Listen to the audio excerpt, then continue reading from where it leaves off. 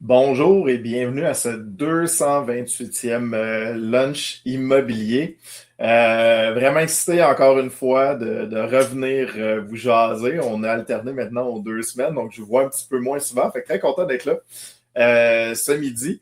Et on m'a dit de faire une blague ici. On dit un lunch qui ne vous laissera pas sur ton appétit. Donc, c'est des petites blagues qu'on m'a demandé de dire, là, sûrement Yvan. Puis, en fait, blague à part, on est très content de recevoir aujourd'hui un architecte, Nicolas Labrie de Labenco. Je suis sûr que vous allez avoir plein de questions sur les architectes. Nicolas, ça va bien? Super bien, j'espère toi aussi. Yes, sir. Veux-tu prendre peut-être comme 2 minutes te présenter pour que les gens puissent un peu te connaître et préparer leurs questions? Ben oui, ben oui. Je me nomme Nicolas Brie. En fait, je suis architecte depuis 2012.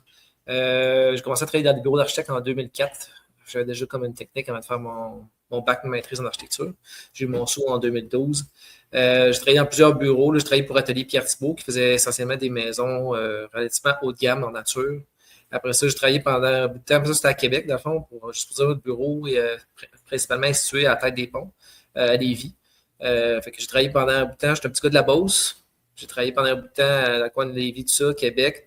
Et j'ai travaillé aussi un bout de temps à Montréal. J'ai travaillé pour une petite. Quand j'ai déménagé à Montréal, j'ai travaillé pour une petite start-up un petit bout de temps. Puis après ça, je suis allé travailler pour Lemay. Il y a peut-être des Lemay architectes, il y en a plusieurs, mais Lemay, qui est juste Lemay tout seul, c'est la plus grosse firme d'architecture au Québec. Ils sont Wow. 650, je pense, présentement. Ouh. Ils viennent d'acquérir une nouvelle firme dernièrement. Ils sont très, très gros. Là, j'étais là-bas au Lemay Lab, qui n'existe plus, mais il était le laboratoire de recherche, développement, innovation puis branding de Lemay. Je travaillé là pendant quasiment 4 ans de temps. Puis après ça, j'ai décidé de partir à mon compte. Fait que là, je me suis parti à mon compte en 2018, mais j'ai fondé la Benco en 2020. Fait que c'était encore assez récent. Je dirais que je suis quasiment encore en start-up parce que ça fait à peu près comme 5 ans, 6 ans que j'ai commencé vraiment à bâtir la business comme une business, non pas comme travailleur autonome, là. Ce qui fait quand même une bonne différence. Puis, c'est ça, je travaillais sur des projets de pas mal toute ampleur possible là, dans ma vie. Là. Je travaillais sur des très petits projets, puis j'ai travaillé sur des gratte-ciels à New York, puis des tours à Abu Dhabi, fait que, puis à peu près tout ce qui se trouve entre les deux. Euh, Fait que vraiment très grande variété dans mon portfolio.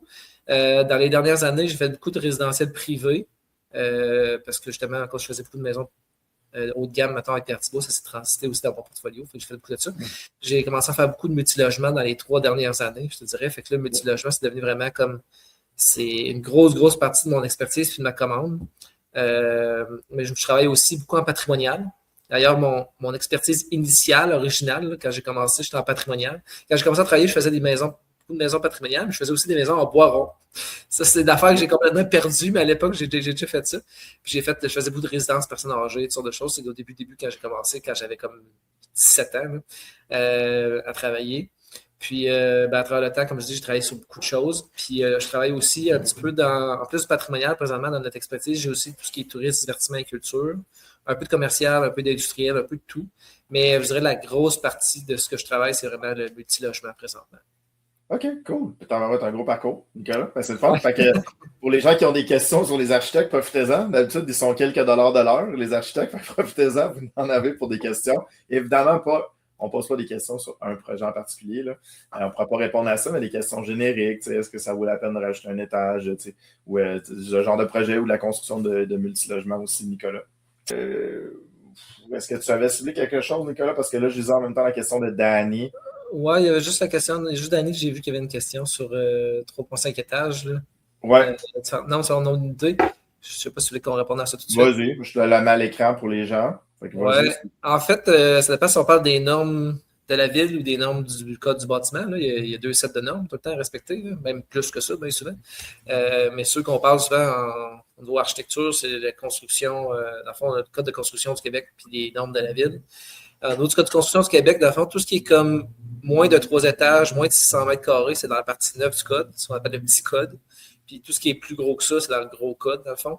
Fait que, tu sais, puis construction, le petit code est moins restrictif, disons, puis tu peux souvent être en construction en bois, puis il y a moins des normes exigeantes, on va dire. Souvent, ça évite d'être giclé plein de choses. Puis là, ben, ça va dépendre de la superficie, évidemment, tu sais, de ton floor plate puis ton empreinte au sol. puis ta hauteur relative. Tu sais, 3,5, souvent, ce qu'on dit, c'est que ton 3,5, c'est soit ton demi-sous-sol, c'est soit ta mezzanine, finalement. Ouais. Okay, ça, souvent, ça ne compte pas comme un étage. Tu sais, dans le fond, tu sais, ça dépend de ta définition de ton rez-de-chaussée. Puis là, ton rez-de-chaussée, il est défini d'une façon dans le code, puis il est défini de plein d'autres façons pour chaque réglementation municipale au Québec. Fait que là, c'est une des particularités, c'est que il n'y a pas de réglementation municipale qui est écrite pareil, puis qui a les mêmes définitions. Fait qu'il faut bien lire quand même. Puis des fois, c'est avantageux, puis des fois, c'est désavantageux. Ça va vraiment dépendre qu'est-ce qui est défini comme le rez-de-chaussée, dans le fond. Puis le niveau du sol moyen. Parce que dans le fond, le rez-de-chaussée, c'est une chose, mais après ça, il est défini par un niveau du sol moyen, qui est comme la ligne du sol. Puis comment est calculée cette ligne de sol-là va être vraiment variable d'une municipalité à l'autre. Des fois, c'est la ligne comme le code, c'est la ligne le long de ta bâtisse. Puis des fois, c'est comme un 3 mètres de buffer le long de ta ligne, de ton bâtiment. Puis là, ils vont regarder c'est quoi le point moyen là-dedans. Puis là, c'est-tu un point moyen en diagonale, c'est-tu une médiane? Il y a plusieurs façons de le calculer. D'ailleurs, c'est des choses que. On n'a pas parlé du bootcamp, mais des affaires, ceux qui veulent. Il y a un petit bootcamp qui s'en vient. Si là que ça intéresse, je vais te laisser l'introduire peut-être. Ça va être une bonne occasion. Je vais te passer à POC, tu vas repasser à POC après. Et voilà. Ouais. Ah, tu veux qu'on présente tout de suite? Oui, pourquoi pas? Parce que ça va être un sujet qu'on va discuter dans le bootcamp, justement, de comment bien tirer parti comment tirer parti des règles, dans le fond, qui sont en place. Ben oui, c'est ça. Effectivement, là, c'est ça, on a un bootcamp. Là, tu nous as annoncé ça, Nicolas. Mais oui, effectivement, en fait, c'est tout nouveau, puis je viens de l'apprendre là. Je suis très content avec le club. On a tout le temps été sur l'usager au club. On a eu quelques cours de construction neuve, mais très peu. Puis là, on a un bootcamp construction neuve et rénovation 6-7 juin à Montréal. Fait que 2 jours, fait qu'il va y avoir plusieurs intervenants, dont toi, Nicolas. Là. Fait que ça, c'est le fun. On a vraiment un ajout neuf au club, dans lequel on a toujours dit au club on n'était pas promoteur, on était investisseur, mais là, on va avoir un petit côté promoteur. Fait que je suis vraiment content de voir ça. Ça va être intéressant, tu sais, oui, ça va être la construction neuve, mais tu sais, on peut parler autant de construction neuve, de redéveloppement de site. Si vous avez déjà un bâtiment existant, vous voulez redévelopper le site, ou encore de rénovation, de conversion majeure. Tu sais, des fois, on a un bâtiment, on strip, puis on recommence carrément. Ben, ça, c'est comme faire du neuf quasiment. C'est pratiquement comme faire du neuf. Ça peut être comme du neuf aussi. Ça peut être des fois aussi quand vous faites du patrimonial, mais vous voulez redévelopper davantage de sites ou whatever. Tu sais, ça peut être intéressant, pas juste pour la construction neuve, ce bootcamp-là, mais je pense que tout ce qui sont comme des travaux majeurs, qui ne sont pas juste des petites transformations, des petites rénovations, quand on doit vraiment investir une grosse partie en immobilisation, je pense que ça va être là que ça va être pertinent, savoir comment on optimise le plus possible notre investissement, puis comment on optimise le projet, puis savoir comment jouer sur les règles, ça en fait partie, de bien savoir comment utiliser les zones de flou, comme par exemple la définition d'un niveau moyen du sol, la définition d'un rez-de-chaussée. C'est très clair dans le code du bâtiment, mais c'est beaucoup moins clair dans beaucoup de réglementations municipales. Ce qui fait parfois qu'on peut. La définition de ce qu'il y a un étage ou un rez-de-chaussée va changer. Avec ton 3.5, il va être différent, ou le 3 étages va être interprété différemment d'une municipalité à l'autre. Il y a même des municipalités, tu sais, que pour eux, il n'y a pas de relation au sol. Le premier étage n'est pas nécessairement défini comme. Des fois, le rez-de-chaussée n'est même pas défini, puis des fois, c'est juste le premier étage.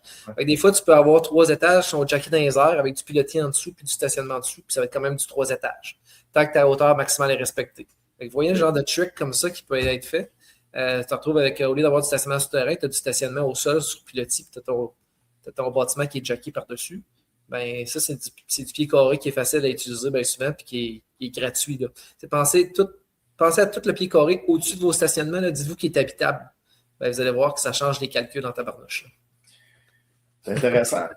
À chaque fois que je regarde la construction neuve, puis en toute honnêteté, j'en ai fait, mais avec un partenaire, j'ai une 40aine d'unités neuves sur quelques bâtiments, mais ça m'a toujours fasciné à quel point de connaître les règlements, justement, de pousser. Tout le potentiel est là. Tu achètes le terrain, puis là, finalement, tu peux construire 1000 pieds carrés de plus, tu peux construire un étage de plus, tu peux construire. J'ai tellement vu des belles prises de valeur en connaissant bien les règlements comme ça. Là. Ouais. Des fois, de challenger la ville, même des fois, la ville nous dit non, puis là, tu rechallenges, puis finalement, ah oui, c'est vrai, tu avais raison. Ça aussi, on a vu ça bien souvent au club. Exactement. Tu sais, dans le bootcamp, vous allez voir dans la fois, je vais enseigner 3 choses principales. C'est comment est-ce qu'on optimise le cadre établi. C'est-à-dire, il y a des règles, on va faire à l'intérieur des règles, mais on va essayer de stretcher le cadre au maximum pour tirer parti de toutes les règles, mais je vous donne un exemple. Dans les règles, vous avez des exceptions aussi. Par exemple, toutes les marges, vous pouvez se faire mettre les balcons, les coursives, les terrasses, toutes sortes de choses genre. Mais comment est-ce qu'on maximise ça, tous ces éléments-là? Comment est-ce qu'on stretch les définitions des fois? Fait que ça, c'est comment on stretch le cadre au maximum. Ça, c'est optimisation pure. Mais un autre outil que vous allez apprendre, c'est la négociation. C'est l'autre deuxième outil. Quand on décide qu'on veut aller au-delà des règles, il faut négocier le cadre. Puis là, on peut faire des choses beaucoup plus intéressantes. Il y a des outils réglementaires qui existent pour ces négociations-là. Il y a les modifications mineures, dans le fond, qui sont, autrement dit, certaines modifications qui ne cadrent pas avec la grille d'usage, par exemple. Après ça, tu as des PPC MOI. Tu as des changements de zonage, puis il y a le PL31 qui est le nouvel outil que les villes se sont dotés dernièrement. Mais dans tous les cas, ça demeure des outils qui permettent de la négociation avec la ville, mais quand on parle de négociation, des fois, c'est avec la ville, avec les voisins, avec les élus, l'urbanisme, mais aussi avec des fois des citoyens de manière générale, dépendamment de la taille du projet. Fait qu'il y a toute la négociation de l'acceptabilité sociale, qui est un élément qui va être couvert dans le cadre du bootcamp. Puis, la troisième affaire, c'est on veut optimiser des immobilisations, mais on va optimiser, dans le fond, c'est-à-dire mettre le maximum de portes sur un terrain. Mais on veut aussi faire des choix intelligents au niveau des coûts de construction, optimiser nos coûts de construction.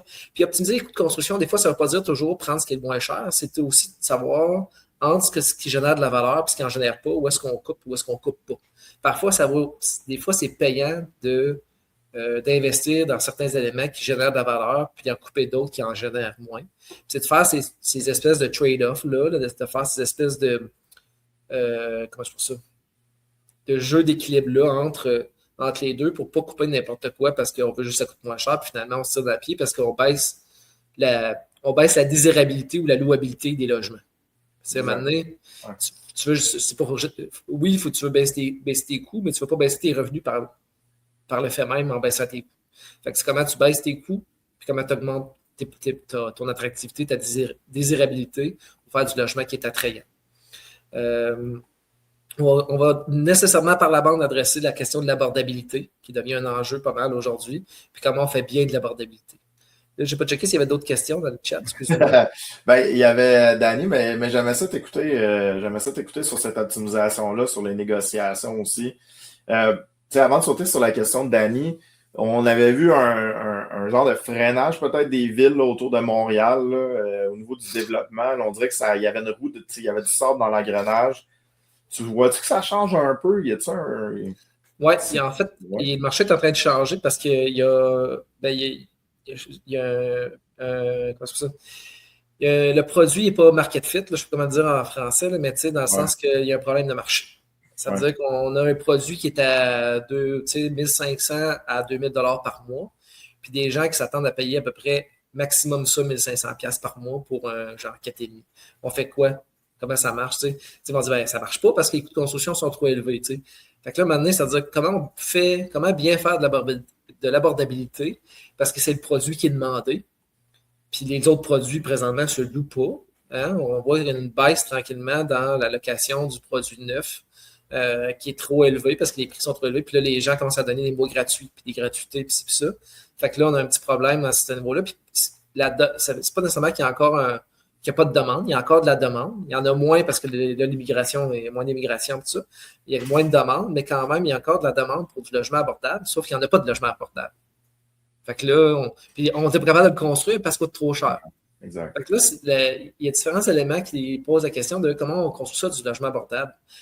Première chose, là, le pied carré le pied carré le moins cher, c'est celui que tu ne construis pas. Hein? On va se dire là-dessus. Là. Fait que si on est capable de faire des logements plus compacts, beaucoup plus compacts et aussi efficaces, c'est des logements qui vont être beaucoup moins chers à construire. Ouais. Mais faire du logement compact, c'est la condition nécessaire pour réussir à faire du logement abordable. Ce n'est pas la condition suffisante. C'est-à-dire qu'il faut aussi souvent, il faut en faire plus. Parce que maintenant, avec l'échelle, on réduit nos coûts de construction, hein, comme acheter en gros, finalement. Construire en gros, c'est comme acheter en gros. C'est de réduire les coûts. Puis l'autre chose, c'est qu'il faut faire du logement qui demeure désirable. Si on réduit le pied carré, il faut qu'il y ait d'autres caractéristiques qui permettent de maintenir la louabilité et la désirabilité des logements. Parce que dans le choix d'un logement, les gens, 60% de la décision, c'est le prix. 60% de la décision, c'est le prix, tout simplement. Le 40% restant, ça va être la grandeur du logement, mais c'est pas tant la grandeur du logement que la surface utile. Là. Mettons, à quel point c'est fonctionnel. La fonctionnalité du logement. J'ai-tu assez de rangement? C'est-tu bien divisé? C'est-tu bien fait, le logement? Fait que la fonctionnalité du logement, ça va être à peu près, mettons, 20 à 25% du choix.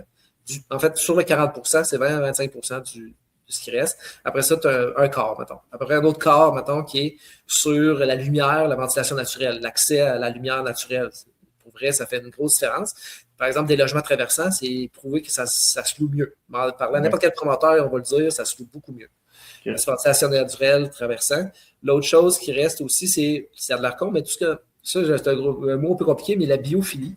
La biophilie, c'est notre tendance naturelle à aimer être dans le bois, dans la nature, puis va avoir de la verdure, puis etc. T'sais, on est des êtres qui ont vécu en nature pendant longtemps, là, comme espèce. Puis, quand il y a du bois, quand il y a de la verdure, quand il y a des matériaux naturels, on se sent mieux.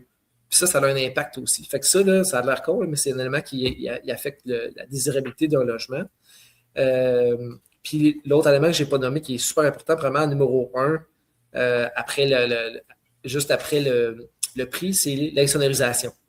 Insonoriser vos logements, pour vrai. Tout le monde va avoir des logements bien sonorisés et ne veulent pas entendre leurs voisins. C'est super important. Fait que, ça, c'est des éléments qui permettent de rendre le logement compact désirable, qui va faire que quelqu'un va décider d'apprendre un logement plus compact, abordable, puis qui va dire « je suis content, je suis satisfait de ce produit-là. » Mais présentement, on n'est pas capable de le faire comme il faut. Puis on est pas capable de le faire comme il faut parce qu'on n'a pas bien compris un principe de base, qui est la morphologie de la morphologie de faire du neuf, dans le fond. C'est drôle parce que justement, dans le vieux, on a beaucoup des espèces de triplex parce qu'on avait toutes les circulations qui sont dehors. Mais tout le neuf, les circulations sont en dedans. Ouais.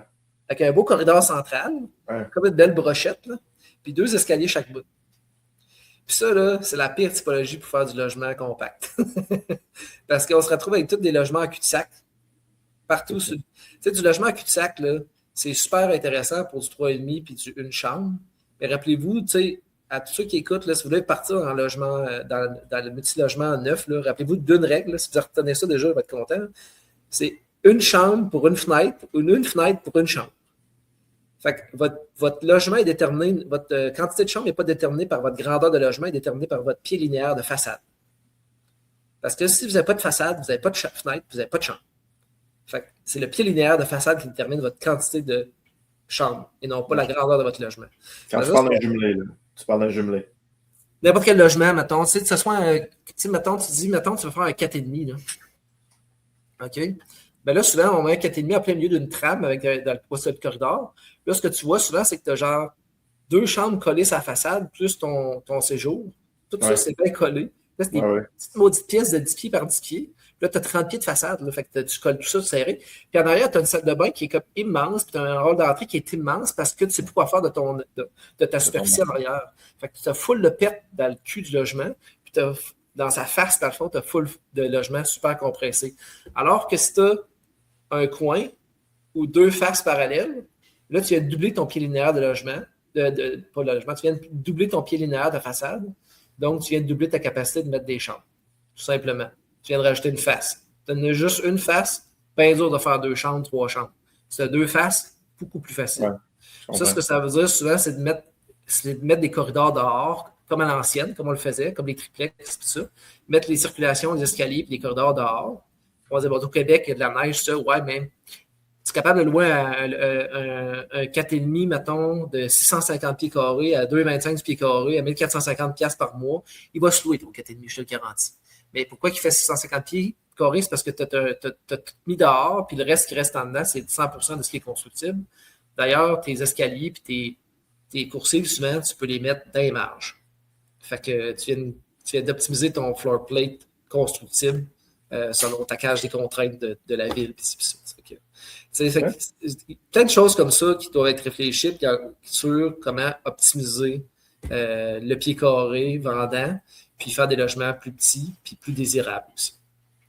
Oui, c'est ça. C'est ça, c'est toute l'imagination. On part d'un terrain, puis après ça, il faut imaginer ça, il faut négocier ça, il faut partir de là. Puis, tu sais, Nicolas, rapidement, si jamais, avant qu'on fasse les petites annonces, justement, à midi 30, Danny qui disait s'il y avait des pièges, tu sais, en même temps, là, je viens de t'entendre en dire un, là. On commence dans le neuf, on est de l'usager, on est assez tenté par le neuf.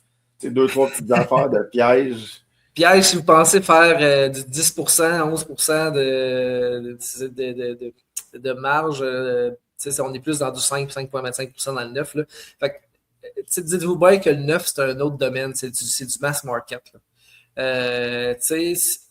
Pour aller dans le neuf, c'est quand même un step là, quand même. Il faut quand même avoir là, le thinking de dire je veux développer ça parce que si vous le faites pour la profitabilité est beaucoup plus grande dans juste acheter l'existant puis rénover puis juste entraîner ça. Le parc immobilier existant, ça va être là où il y a la meilleure profitabilité pour vrai. Le neuf, c'est un mindset qui doit être différent. Fait que le plus gros piège, c'est le mindset dans lequel on pense qu'on va arriver de faire du neuf et qu'on va faire de l'argent comme on en faisait sur de l'existant. C'est pas vrai. Dans le neuf, dans le fond, l'argent se fait sur l'échelle. Tu ne peux pas construire. Tu auras rarement un bâtiment de, mettons, 500 unités dans l'existant. Exactement. Si tu veux construire 500 unités, tu vas le faire dans le neuf. Ouais. Tu vas faire de l'argent. Tu vas faire pas mal plus d'argent que dans l'existant, mais la profitabilité va être quand même moindre par unité parce que ça coûte vraiment cher à construire du neuf. Puis les coûts de construction ils sont continuellement en train d'augmenter. Puis, tu sais, construction neuve, si vous essayez de comparer les coûts de construction de la construction neuve avec la rénovation, ça n'a rien à voir. Ça n'a rien à voir pantoute. Fait que, tu sais, faut quand même être prêt à changer, pas changer de domaine, mais c'est vraiment changer de mindset. Puis c'est un autre monde, la construction neuve. C'est pas les mêmes logiques que l'existant. Est-ce que tu dirais que ça prend un peu plus de... Moi, j'aime le mot sophistication. Quand je parle de résidentiel versus commercial, quand on s'en va dans le commercial, ça prend un peu plus de sophistication. Est-ce que tu penses que ça serait le terme? Oui, c'est moins artisanal. C'est plus industrialisé, le neuf. Hein, là, on tombe dans l'industrialisation du logement. Beaucoup plus que dans l'artisanat. Puis, fait que, tu sais, ça prend, on peut dire une sophistication plus grande. Ça prend du data. Ça prend beaucoup plus de machinage, on va dire, pour faire en sorte que tout arrive. Et les bons professionnels. Et les bons professionnels. Mais pour vrai, c'est essentiel. Vous n'avez pas les bons professionnels, là. Vous n'êtes pas bien entouré. En fait, dans n'importe quel domaine, dans l'immobilier. Je pense que c'est encore pire. Là, parce que là, si on négocie mal un projet, là, en plus j'ai l'idée de dire hey, on a mal construit un immeuble qui va être là pendant 50, 70 ans. Là. J'ai mal au cœur. Mais pour vrai, effectivement, là, si vous n'avez pas les bons professionnels, soit les architectes, les ingénieurs, vos apporteurs, etc., dans le neuf, ça peut vraiment avoir un impact très important. Puis, on n'aura peut-être pas le temps d'en parler, là, mais une bonne planification, quand vous commencez dans le neuf, une erreur que je vois, c'est de sous-investir en planification, puis sur-investir en construction. En construction, oui, c'est ça. Oh, ouais, je comprends. Dites-vous bien que quelque chose qui est réglé sur papier coûte moins cher qu'au chantier. Puis ça, tout le monde fait comme ouais, ça coûte cher. Je l'écoute dans les architectes, tu coûtes cher, toi. Je coûte cher sur papier, mais mec, si genre ta pépine est là puis 4 billes, tu vas voir qu'elle te coûte pas mal plus cher de l'heure que moi, ça c'est certain. Là. Il faut tirer le problème live. Là. Moi, sur papier, ça coûte pas cher vraiment de régler ça sur papier. Exact. Le soft cost, il vaut la peine. Exactement. Cool. Est-ce que, Nicolas, tu avais des petites questions ou des points que tu voulais qu'on rajoute? Ben là, je vois qu'il y a différentes questions dans le chat. Je peux peut-être t'en répondre à quelques-unes là, en rafale. Il y avait une petite question sur la grandeur d'une chambre minimum dans un logement compact. Tu sais, je dirais que idéalement, on essaie de ne pas descendre en bas de 10 par 10, mais ça peut arriver, des fois, je fais du 9 par 9 ou du 9 par 10. Mais ça, c'est excluant de garde-robe. Tu sais, ça veut dire que tu te laisses une superficie clairance là, de genre 9 par 9, c'est le minimum. Idéalement, 10 par 10, mais des fois, au du 9 par 10, mais c'est vraiment comme c'est la chambre la plus petite que tu peux faire pas mal. Ensuite, j'ai vu 2 questions sur agrandir par le haut, agrandir par le bas. Là, on ajoute un étage, une chambre, ou l'autre, c'était la question, c'est des vieilles fondations sur une maison patrimoniale, on doit-tu jacker la maison et reconstruire? Généralement, je dirais agrandissement par le haut ou par le bas, ne touchez pas à ça. C'est presque jamais, les chiffres arrivent jamais. On l'a essayé à différentes reprises, puis à chaque fois, c'est beaucoup trop cher. quand vous n'avez vraiment pas le choix, puis qu'il y a vraiment il y a un gain important à le faire, OK, mais c'est vraiment très circonstanciel d'avoir ce genre de cas de figure-là. Généralement, l'agrandissement à l'horizontale est toujours la meilleure chose à faire. Parce que généralement, ces bâtisses-là, ils n'ont pas été prévus pour avoir un étage par-dessus. Fait qu'il faut quasiment que tu la strippes au complet puis tu bâtisses une structure. Fait que quand tu agrandis par le haut, la charge est presque toujours trop grande. Tu n'es jamais capable de recevoir l'étage que tu devrais recevoir par-dessus. Fait que c'est vraiment souvent trop cher. Puis lever la bâtisse, souvent, puis à refaire une fondation en dessous, ben, pour la valeur que ça génère presque pas de valeur, puis ça coûte quand même relativement cher. Ça vaut presque pas la peine, dans le fond. Là, sauf si vraiment ta bâtisse devrait s'écrouler, ben là, peut-être ça vaut la peine, mais la valeur de faire ça, c'est juste de conserver l'existant. C'est pas tant d'ajouter du logement ou de. Souvent, c'est de dire, ben, on n'a pas le choix de le faire. C'est ça, ouais, la ville te l'exige. Nicolas, moi j'ai un bon ami, Michael Courrier, pour ne pas le nommer, là, qui avait même fait un article dans la presse, puis j'avais trouvé ça brillant quand il faisait des rénovations, justement, puis il voulait rendre le sous-sol habitable. Il trouvait des triplex où est-ce que, par exemple, on avait 6 pieds de plancher au sous-sol, mais on avait 9, 10 à l'étage. Fait qu'est-ce qu'il faisait? En fait, c'est qu'il changeait sa structure de plancher de base. Il rendait le sous-sol habitable. Fait que c'est une façon de rajouter un étage, mais sans toucher la structure extérieure. Donc, on soufflait les solives, puis on allait chercher le minimum. Fait qu'il y avait certains types de bâtiments que ça se qualifiait. Il a fait un petit article dans la presse là-dessus. Michael Courrier, fait que si jamais vous tapez Michael Courrier sous-sol, vous allez pouvoir le sortir, mais c'était une des genres d'optimisation qui permettait d'aller chercher de l'air habitable, mais sans toucher à la structure extérieure. Oui, possiblement que ça peut être. Il faut quand même que tu renforces ta ceinture périphérique en dessous de ton plancher, mais c'est beaucoup moins cher que de renforcer un étage au complet. Fait que ça peut être intéressant. C'est de faire attention aussi, encore une fois, à la définition du rez-de-chaussée, parce que pas vous retrouver finalement avec plus d'étages selon la réglementation municipale quand vous faites ça. Fait que je pense que ça peut marcher dans certains cas de figure, c'est juste de bien le faire, puis de ne pas dépasser des thresholds de définition de ben, tu sais, souvent, c'est 1,5 m du sol, mettons, le rez-de-chaussée, dans beaucoup de définition. Fait que c'est plus haut que 1,5 m du sol, ou d'autres places, c'est 2 mètres. Des fois, c'est jusqu'à 2 mètres. Ça, c'est intéressant. Mais dans les municipalités, c'est souvent, il y a beaucoup de municipalités qui c'est encore 1,5 m du sol. Fait que, ça sort de 5 pieds. Fait que si vous sortez déjà de 5 pieds, vous êtes juste enfoncé de 2 pieds dans le sol, ben là, vous en remontez plus, vous vous retrouvez avec un étage, un rez-de-chaussée qui est au sous-sol, finalement. Fait que c'est à faire attention. Mais oui, ça peut être une stratégie qui est possible. Ben, en fait, c'était des cas très particuliers. Puis, on avait une petite marche à l'entrée maintenant, parce que là, ça faisait monter justement la structure. Mais il y avait des projets intéressants là-dessus. Moi, j'ai une question, Nicolas, peut-être qui répond un peu à celle de Niaz. Quand est-ce qu'on a besoin d'un architecte? Dans le fond, nous, on fait une rénovation. Je sais que c'est large, mais quand est-ce qu'on a besoin? Dans le fond, normalement, là, c'est tout ce qui est comme plus que 5 logements, si je me rappelle bien. Okay. Puis, la loi des architectes, vous allez pouvoir voir, là, vous allez voir, c'est marqué, si vous tapez sur Internet, loi sur les architectes. Là. Si je me rappelle bien, c'est plus que 5 logements, plus que 600 mètres carrés. Non, c'est pas vrai. Dans le multilogement, je pense que c'est même plus que 300 mètres carrés. Dans le j'en vérifie. Okay. Je me mets tout le temps parce que dans le cas du bâtiment, c'est une affaire, puis dans la loi des architectes, c'est une autre affaire. Mais généralement, si vous avez plus que 3 étages, automatiquement, ça prend un architecte. Si dans la rénovation, dans le neuf, oui, là, c'est sûr qu'on va prendre un architecte. Dans la rénovation, oui. Ouais, dans la rénovation, c'est ce qu'on définit comme une modification majeure. Tu as des modifications mineures, puis des modifications majeures. Dans le cas du bâtiment, c'est la partie 10 du code du bâtiment. Modification majeure, c'est si vous touchez plus que 50% de ce qui existe, ou si vous changez d'usage, si finalement c'est du commercial, vous le transformez en résidentiel, mettons. Ça, c'est un changement d'usage. Faire attention des fois, là. Mais tous les changements d'usage, ça doit passer par les architectes. Après ça, si c'est une modification majeure, comme je disais, que vous avez strippé beaucoup, ou si vous affectez la sécurité incendie, la sécurité des occupants. Si finalement, il faut vous rajouter un escalier dessus, ou vous enlevez un escalier dessus, ou whatever, tout ce qui est comme sécurité des occupants au niveau de l'incendie, ben, vous avez besoin d'un architecte aussi. Fait que quand vous êtes même en modification, puis certaines choses, là, ils peuvent être, comme changement d'usage. Vous dites, ben, je modifie rien. Ben oui, mais tu changes ton usage, ça prend un architecte pareil. Puis tu ne seras pas aux mêmes normes avec ton nouvel usage que l'ancien. Puis la même chose, ben, je veux juste enlever un escalier ou en rajouter un. Ouais, mais non. Si tu changes le parcours d'évacuation des occupants, mais tu vas avoir besoin d'un architecte pareil. Ça, c'est à faire attention aussi. Effectivement, effectivement. OK, ben, tu sais, en cas de doute, consultez. Hein. Ouais. En cas de doute, consultez. Parce que, je vous le dis, en fait, c'est la sécurité des habitants aussi.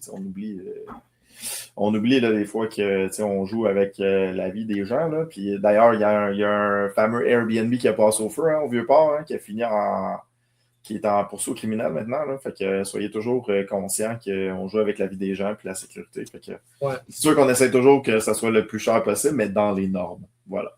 Mm-hmm. C'est le message. Je voyais aussi d'autres éléments. Je disais, bon, niveau cas d'avenir, il y a un cours complet juste là-dessus, sur le code 2020. Là. Je dirais que la partie. Il y a des uniformisations qui ont été faites au niveau du code du bâtiment là, sur différentes distances, sur l'accessibilité. Le pire qu'ils ont fait, le pire par rapport au code 2020, c'est l'accessibilité universelle. C'est les espèces de rayons 1500 là, pour que le monde puisse se revirer avec leur chaise roulante. Mais là, en avant des portes, c'est rendu 1500 par 1700. Fait qu'ils ont grossi ça. Il y a différentes dimensions de corridors qui ont grossi aussi. Fait qu'il y a différentes modifications qui ont eu lieu. Ça touche beaucoup l'accessibilité, un petit peu la sécurité incendie. Puis là, il faudrait que je donne un cours complet juste là-dessus. Là. Ça serait un peu long, mais je vous dirais que ça va être surtout ça, l'accessibilité qui est le plus impacté, on va dire, parce que ça prend des rayons et des distances un peu plus grandes. Parfait, Nicolas. Nicolas, une dernière question pour la route. Il y en avait deux, je peux te répondre ça rapidement. Tu sais, il y en avait deux que je voyais. Un, c'était sur la hauteur minimale dans un sous-sol soit habitable. La hauteur minimale dans le code, c'est toujours à peu près 7 pieds. Mais on s'entend que c'est très minimum, là, 7 pieds. Là. Fait qu'idéalement, mettez quand même du 8 pieds. Mais 7 pieds, c'est vraiment le minimum. Si je me rappelle bien, c'est 2600 mm. Puis, les 4,5, le nombre de stationnements, ça, c'est une drôle de question qui se gère bien. 0. Non, mais dans le sens que ça va dépendre du market, ça va dépendre du marché ou de la ville.